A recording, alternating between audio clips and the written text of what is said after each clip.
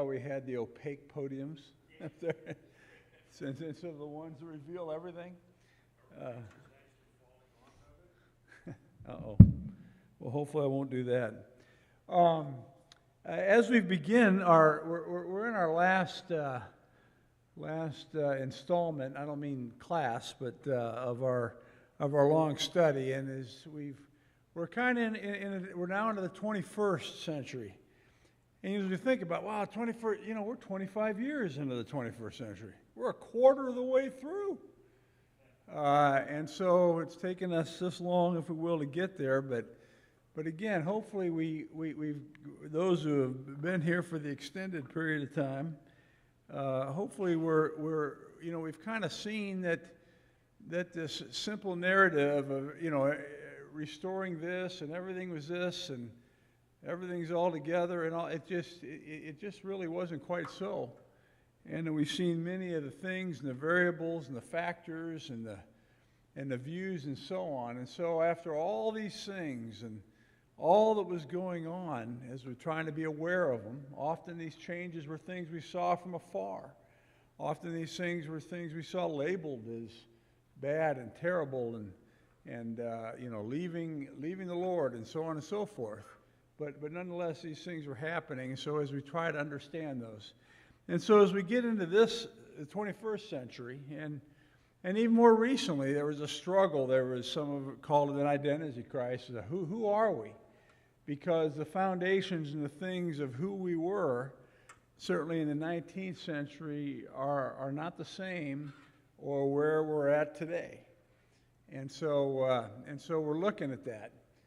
Because as we've looked and we've observed all around us, and not just us, this decline, though there does seem to be some that are thinking that decline's kind of stopped and maybe going a little bit the other direction, but we won't really know that till probably years down the road when they can look back at the information and the data, but nonetheless.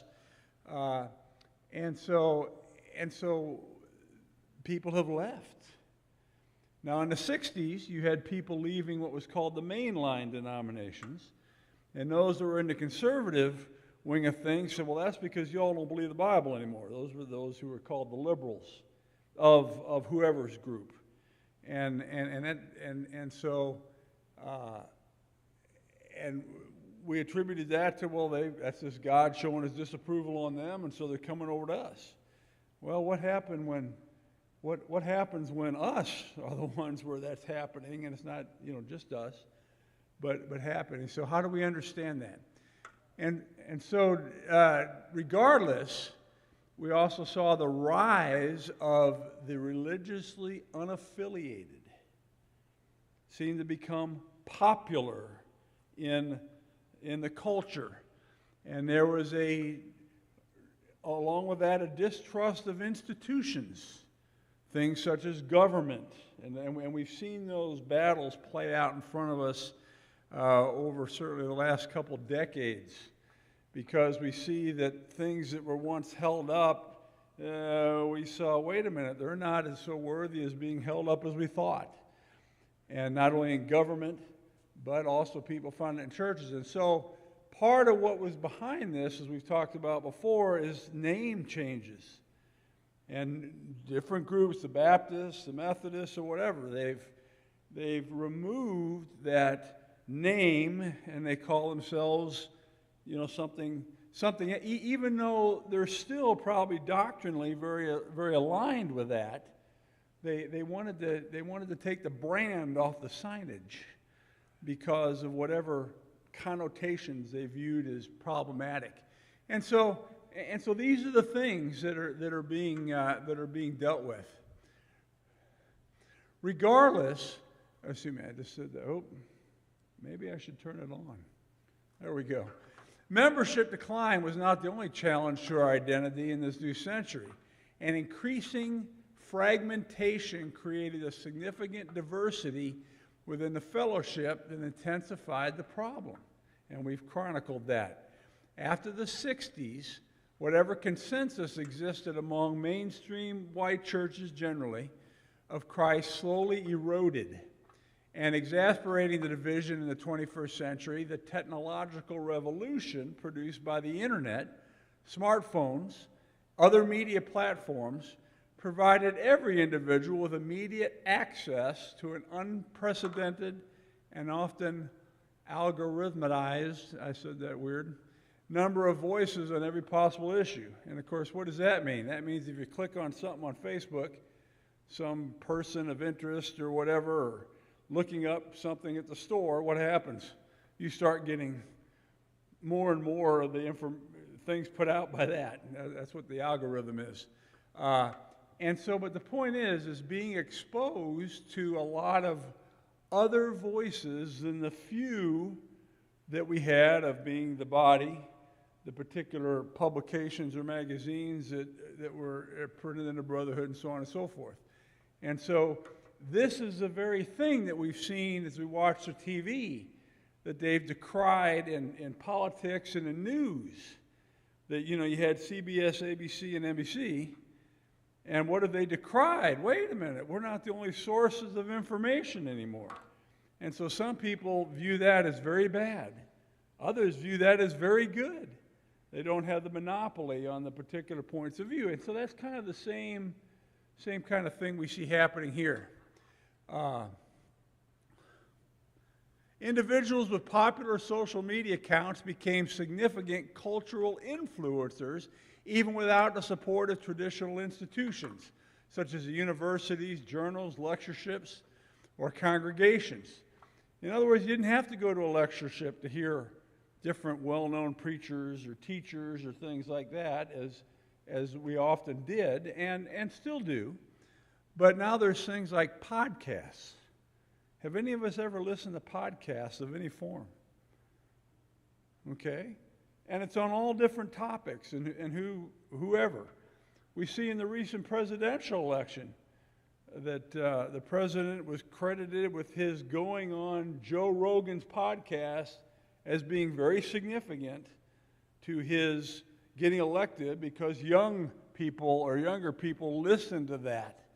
And so just pointing that out as the supposed effect of podcasts and those kind of influencers. Issues at the heart of culture wars became national and sensational in a matter of minutes.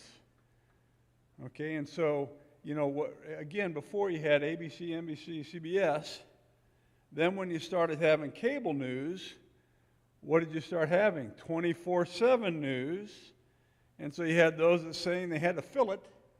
And so we became more aware of things happening in other places, and depending on how much attention that was given, they would become national issues, and everybody concerned about it, and so on and so forth. Well, that's what this is talking about. And the format and nature of social media typically inhibits nuance. In other words, we get the simplistic part of the story and the key parts, highlights rather, and miss out on maybe other things that are important in understanding it. In this context, a wild democracy of churches of Christ ensured an increased level of diversity from one congregation to the next. In other words, our autonomy that we've so deeply held on to in our fellowship, depending on where you're at, those views may be very different.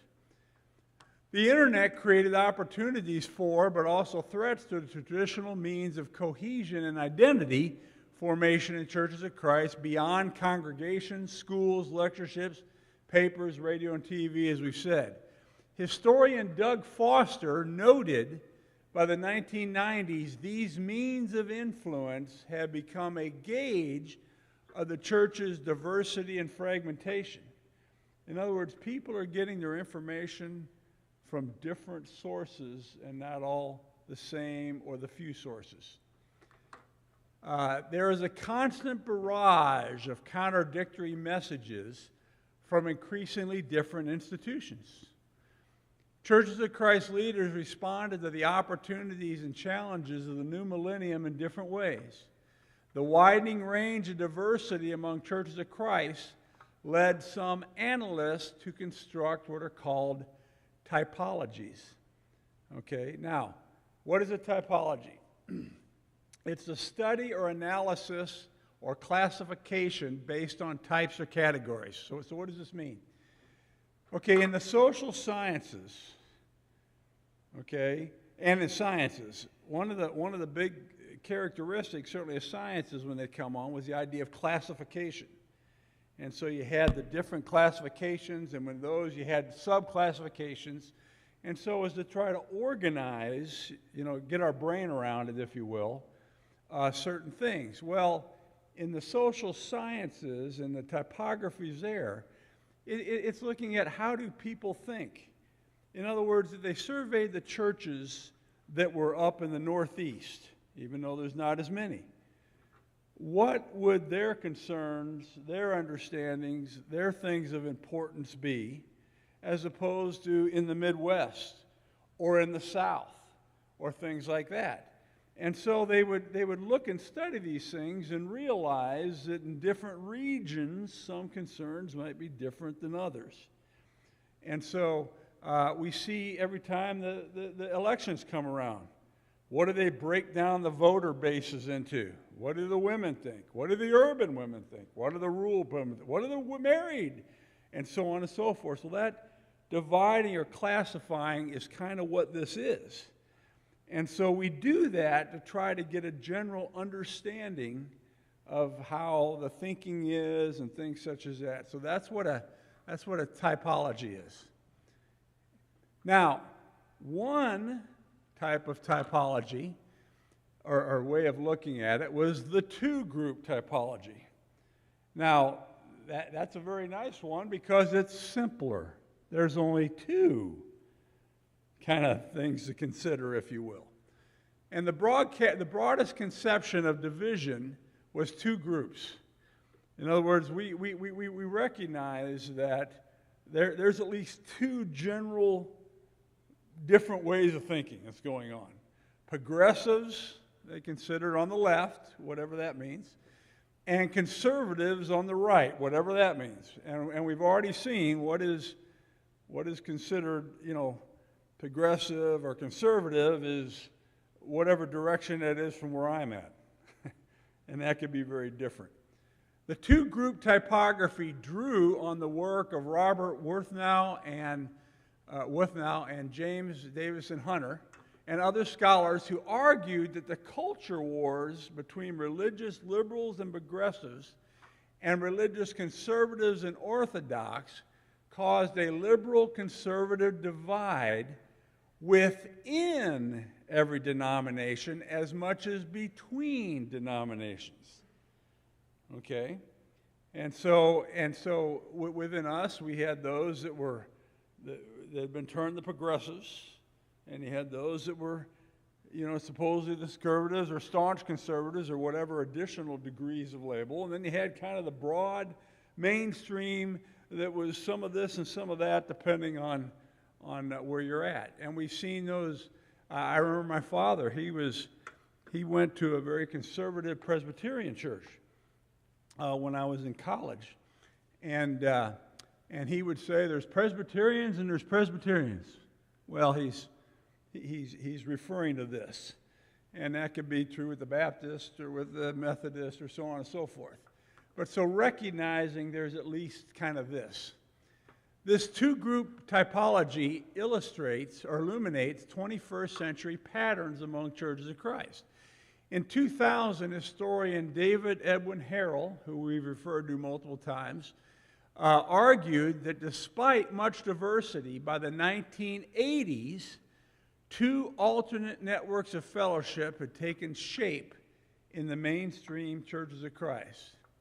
Similarly, the Stone Campbell movement, A Global History, observed, that's a book, a publication that was put together, observed in 2013, while a broad middle remained in the 90s, 21st century churches of Christ reflected a clear bifurcation, which is a division of something into two branches or parts between conservatives and progressives. And so that was clear. And we're not unaware of that because we've heard about it, we've talked about it, you've experienced it to whatever degree or closeness or whatever. Now, in a two-group typology of our fellowship, representative conservative voices included polishing the pulpit. And that is an ongoing, I don't know if it's proper to call it conference, maybe it's gathering. And I know at least a couple years ago it was in Branson. I think it moves around, or maybe they're in Branson more consistently now, I'm not sure, because I've seen advertisements for that. And that tends to be a gathering of those who are the more conservative voices, and attracted as many as 5,000 people. World Video Bible School, WVBS, the Freed Hardeman Lectureship, regional and preaching school lectureships, and publications like The Spiritual Sword and The Firm Foundation, which ceased publication in 2010, and The Gospel Advocate, which I think is ceased, or at least it's only digital now, as far as that. These were kind of more representatives of those thoughts and those concerns. Conservatives embrace some degree of traditional exclusivism, seen in the frequent condemnation of associating with evangelicals and the denominations. And so Still was dealing and talking against those things. They rejected social justice as essential to the gospel. And again, we've touched on that as we were looking in the 60s, and why there were those that had great concern for that, and others that kind of said, hey, that isn't what's important. Though most had social ministries, responded generously to meeting the needs of natural disasters. You know, we give to the Church of Christ disaster response, and there's also disaster assistance. That's out of Texas. And then there's a disaster relief that has the big trucks that bring the supplies that went to West Central and things such as that. And so, you know, it's not that there's no response to things. And opposed increasing participation of women in worship, and abhorred changes in worship, such as there are some congregations that introduced instruments, which we know is very traditionally against what our understanding, and the change that took place in hermeneutics. And so these were the things that kind of bonded them together. Now I wanted to show you this because this came out. Brenda Cody posted this on the Maryland Heights thing, because they kind of go to all of them. And so I just wanted to show you this as an example. This is a reflection of that divide illustrated in this flyer that was announcing the St. Louis area-wide singing schedule among some of the churches of Christ in the St. Louis area. And so this is this year. Some of these have taken place, some of these yet to take place. Now, if you look at the names on here, do you see names that you think might be missing? Well, certainly us. Others, where's Maryland Heights? Where's Florissant? Where's McKnight? Where's Lafayette? Why aren't they on there?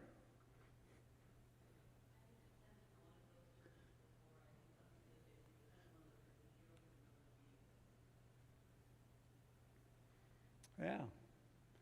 And so just to illustrate that there is that still out there.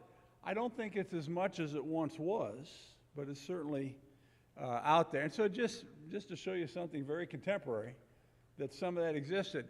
I went to a singing. I was invited by some friends who are at Maryland Heights, and they went to one of these congregations. It was Overland, because it was close to them, and they historically have some relationship there. And as they got up, this was, I think, a year ago. It wasn't this year.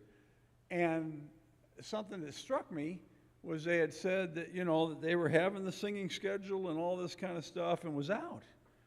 And I go, why haven't anybody heard of it? Because we've been in singing schedules. We've tried to do some here and invite others. And so these congregations were all invited when we had ours here. But I'm not sure too many of them, if any, showed up. And so just again, unfortunately, pointing that out. So those things do exist. The progressives had, yes, Bill.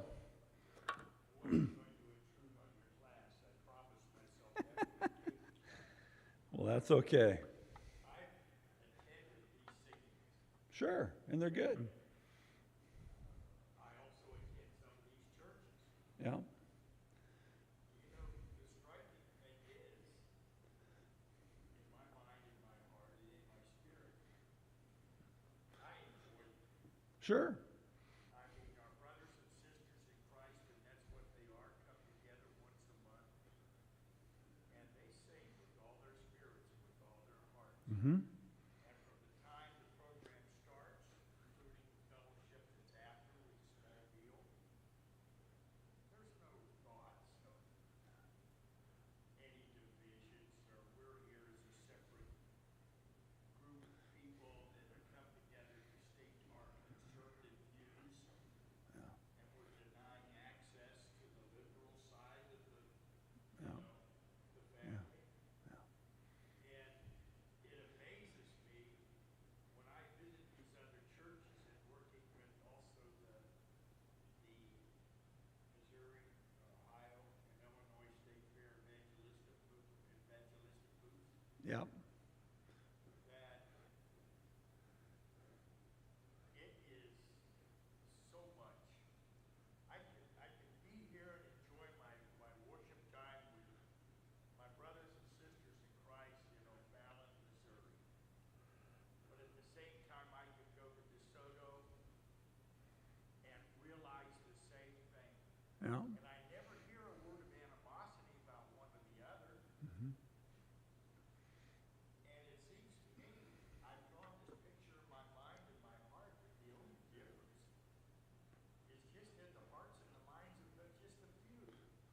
Because we are one. Mm-hmm. We are one family in Christ. Yeah. And that's the way I always feel when I'm visiting Sedalia Church of Christ. Sure. Down there with the Missouri State Fair.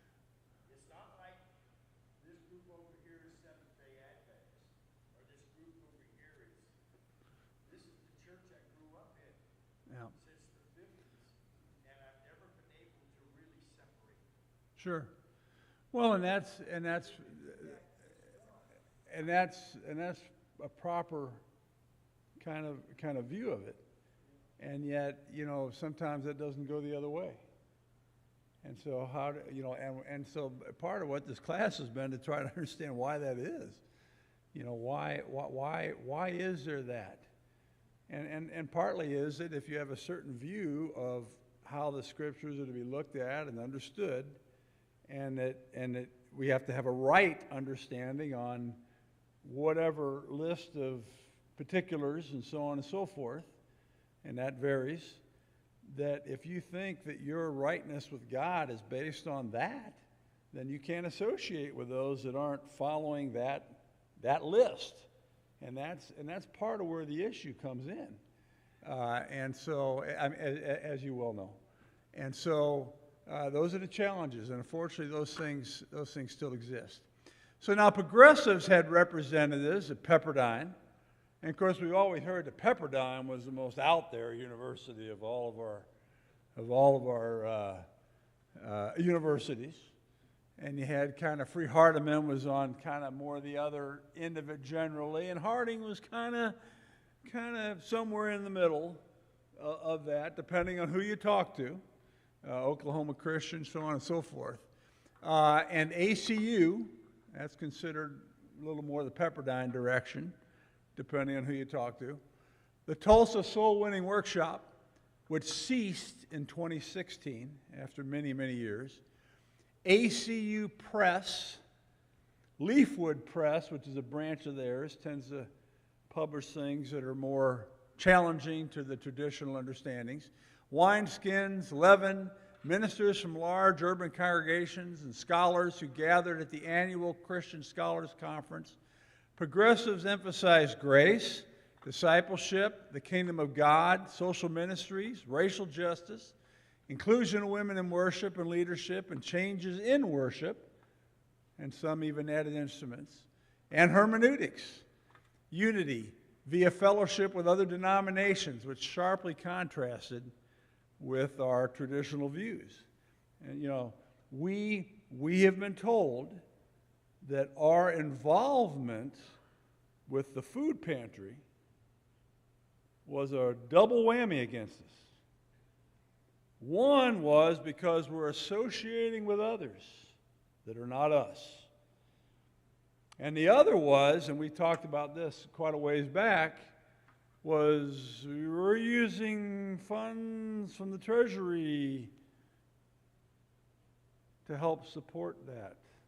And you can't do that. Didn't you read 1 Corinthians or 2nd or whichever one it's in? And so, and we went over that extensively at one time. But so again, there's a lot of different thoughts out there, and so that created a lot of differences. Now, although the two-type typography is helpful, and it is, helps us to kind of categorize, to understand, hopefully not for reasons of, pushing out and all that kind of stuff necessarily, that's inadequate. Because if nothing else, hopefully we've learned that things are a whole lot often more complex than the simple narratives or understandings. We like simple. We like it to be simple. Good, bad, right, wrong. John Wayne Western as opposed to a Clint Eastwood Western. Okay? John Wayne was in, Roy Rogers and all of them. It was cut and dried. Good guy, bad guy. Clint Eastwood, wait a minute. You're supposed to be the good guy. You're kind of involving yourself in some unsavory things. And but that reflects that. And so there's more complexity and fragmentation than that simple way of looking at it, though there's value in that. Scholars have proposed some classifications that detail a more extensive fragmentation. In fact, some observers of the movement have argued for 3 groups, 5 groups, 6 groups, and even more. Because and if nothing else, we realize in this spectrum that you can't just neatly categorize and put people into just an exact box. Because even though they might have a lot of this in them, they might have some of that in them. And so that doesn't fit our narrative. That doesn't fit our classification. What do you do then? Wait, you're supposed to think this way on this because you think this way on that. That doesn't always work that way. And so nonetheless, drawing on, and we're going to draw on especially Doug Foster's work at the top there, and Leonard Allen. Doug Foster's at ACU, Leonard Allen's at Lipscomb, and their typographies, what they've kind of identified as characteristics among churches of Christ in the 21st century. These are not mutually exclusive. Okay, so we just realize that even though we got 7 now and we've really broadened ourselves out, that still doesn't necessarily really do the job in an exactness, partly because there can never be an exactness to that degree because we're people. These are not mutually exclusive groups or ideologies. Instead, we should look at them as broad influences and influential groups. Think of this as very broad. I know that as an artist, when I look at colors, well, that's red. Well, that isn't red. Well, sure, it's of the red family. Or purple, or that has some green in it. That drives sometimes my family nuts. Because they're thinking red, green, blue, instead of those nuances that are in it. And again, color, and just for the art lesson here, colors change depending on what they're juxtaposed with. And so in one room, the same color might look really blue. In another room, it might look green. Or ish. We should say ish. Okay? So, pardon?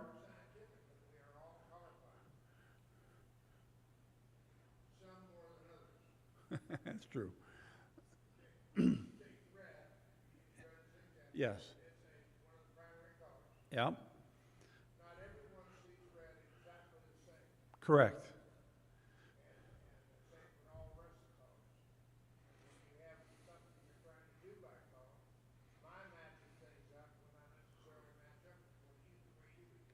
Correct.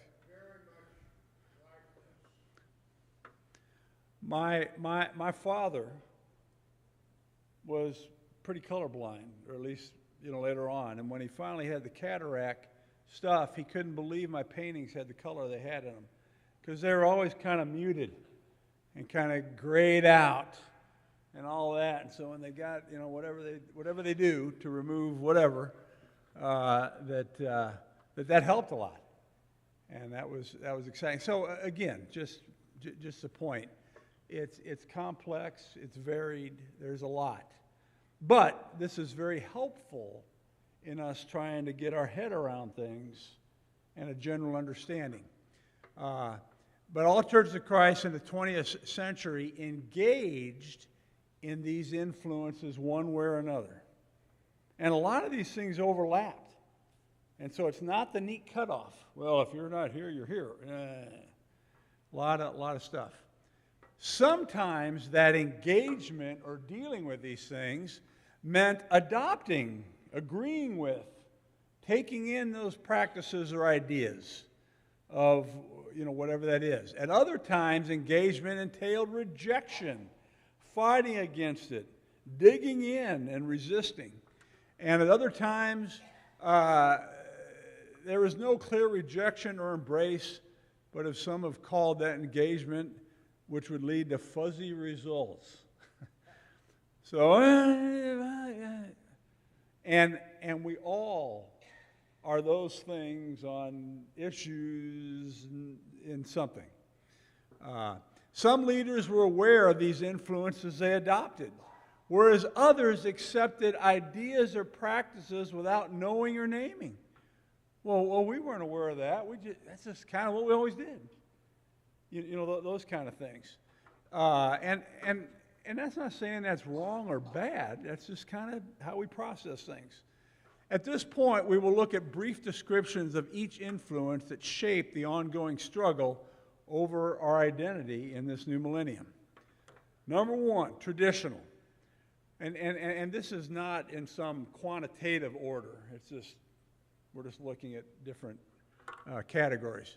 Churches of Christ theology inspired many adherents, especially among the rural, the elderly, meaning was more raised that way, non-institutional, those that weren't supporting the colleges, or the pantries, or this or that, at least as far as a congregation, African American members of Churches of Christ.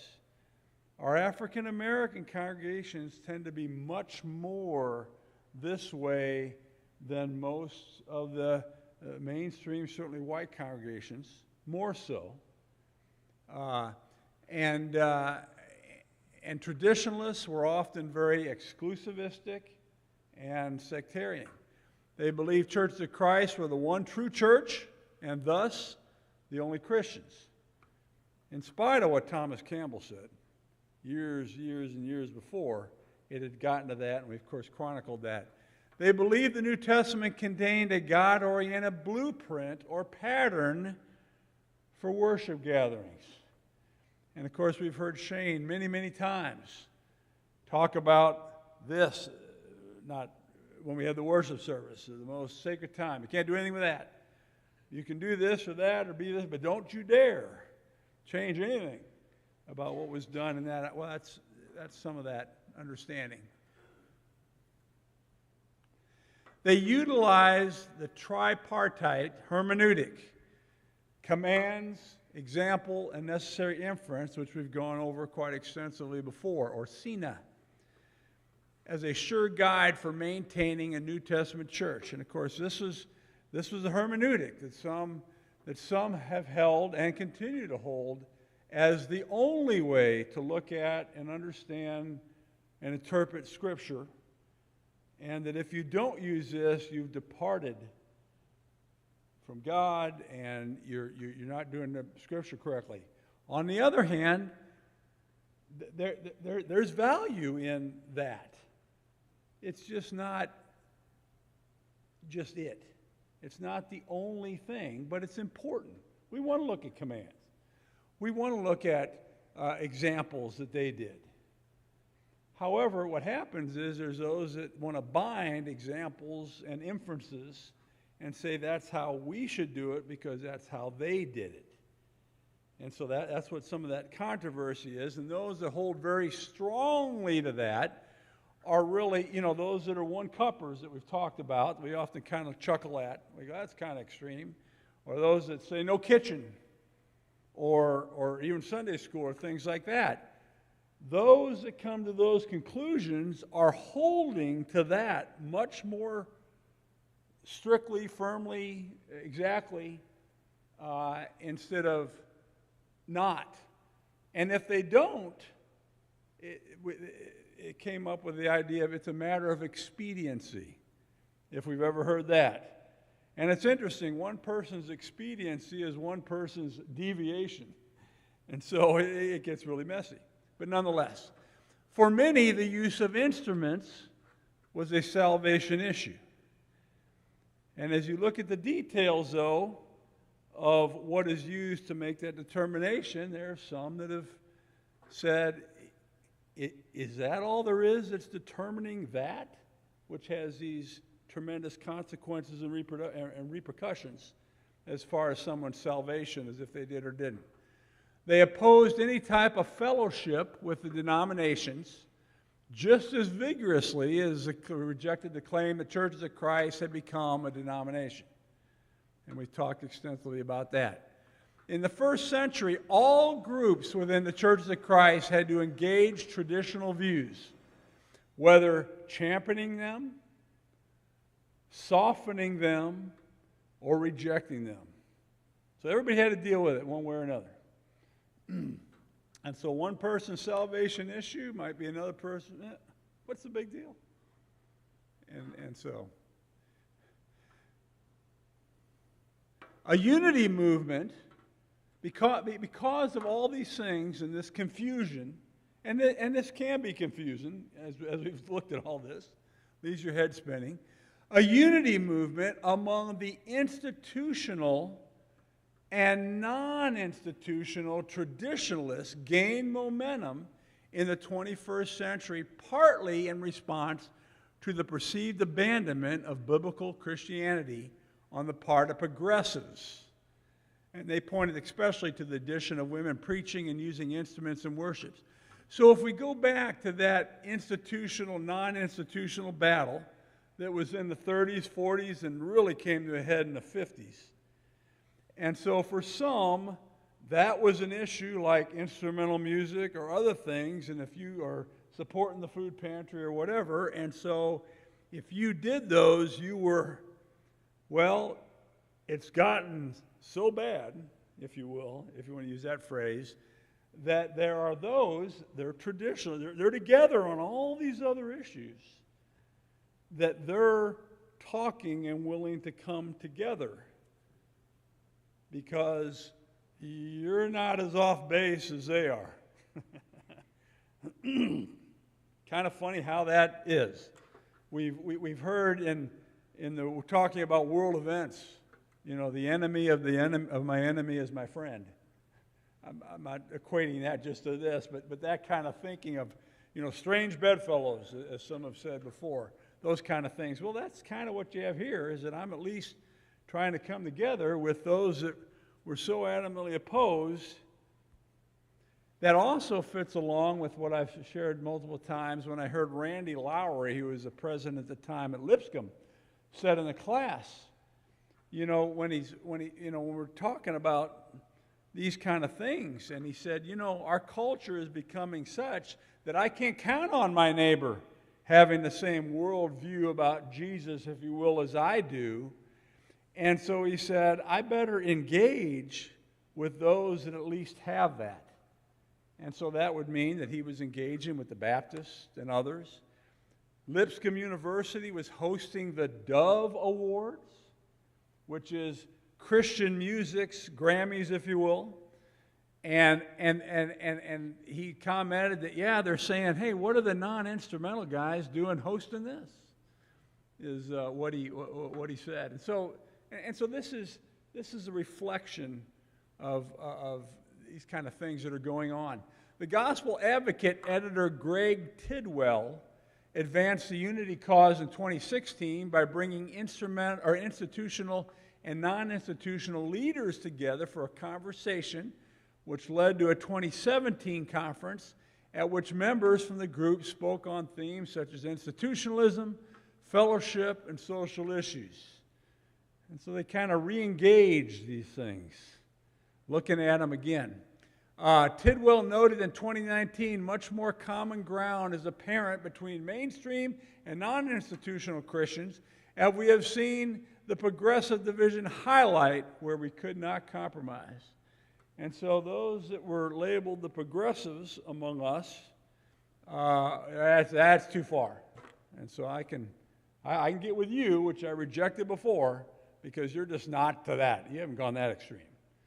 And again, we see these things in the politics now. You see that within each of the parties, you know, and so this understanding of these struggles, if you will. Now, grace-oriented. Theology rooted in a Lipscomb-Harding-Mosier tradition made deep inroads in these diverse groups. The distinguishing mark of this influence was the rejection of exclusivism and the perceived legalism of the traditionalists. Instead, discipleship or following Jesus was their emphasis. The grace tradition may have been the most influential group among churches of Christ in this century. Even some who remained traditionalists in nearly every other way still softened their exclusivistic stances due to robust appreciation of God's grace. And so, and as we pointed out before, some said in the 60s, that's when the churches of Christ discovered grace.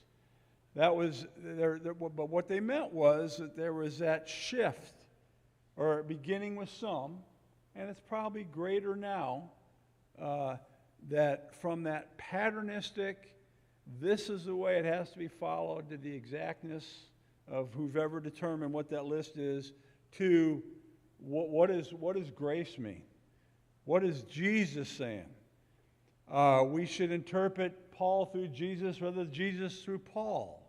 Those kind of statements are in this kind of realm.